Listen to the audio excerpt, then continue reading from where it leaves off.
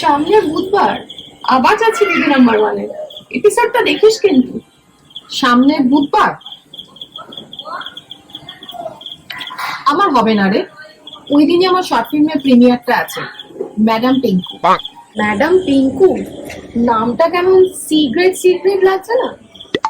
কি আর করবো ভাই, আমাকে তো আর দিদি নাম্বার ওয়ানের মতন এই গ্রেডটা তো আর ডাকছে না। না, তুই বললে আমি কথা বলে দেখতে পারি। দিদি নাম্বার ওয়ানের কাস্টিং ডিরেক্টর আমার চেনা। না রে, কত উপকার লাগবে না, আর বাড়াতে চাই না দেনা।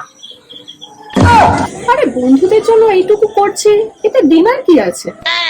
না থাক, আমাকে এবার উঠতে হবে। তোর আর বলার কিছু আছে? আরে তুই চলে যাচ্ছিস কেন? আমি তো তোর ভালোর জন্য বললাম।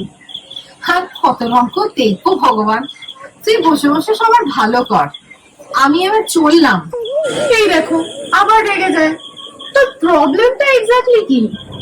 দিদি নাম্বার ওয়ানে যাচ্ছ বলে নাচছো, আর আমার শর্ট ফিল্ম নিয়ে তোমার ইয়ার্কি? ইয়ার্কি আমি মানিনি তো।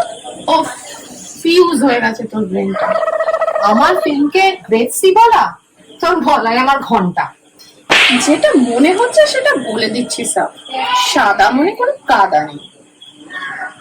এই জন্যই আর কোথাও চান্স পাস না, বছর বছর পড়ে আছিস ওই দিদি নাম্বার ওয়ানে। অকাতে থেকে কথা বল কিন্তু, তোর মতো এরম অনেক দেখেছি। না হলে কি করে নিবি তুই? যা, আবার তোকে ফালতু বলেছি। অভিশাপ দিলাম, কেউ কাজ দেবে না এবার থেকে। ঠ্যাঁ ঠ্যাঁ করে তুই ঘুম। আমিও অভিশাপ দিলাম, রচনার সাথে তুই এবার চুলোচুলি করে মরবি।